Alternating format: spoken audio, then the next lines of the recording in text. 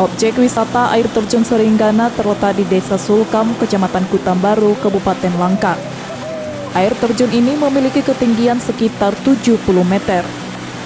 Wisata air terjun Seringgana berada di bawah kaki gunung Taman Nasional Gunung Lauser.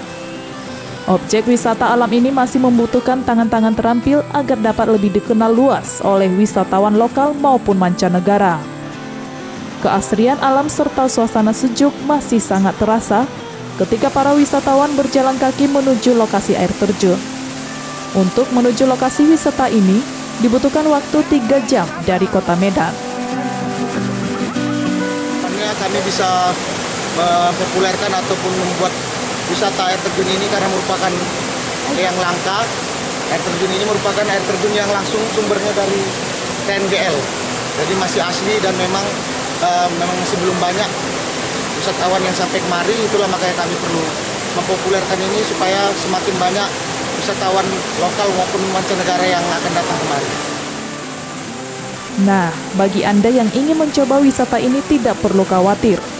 Setibanya di kantor Desa Sulkam, masyarakat yang ramah siap mengantarkan wisatawan dengan mengendarai kendaraan khusus motor cross atau mobil double cabin.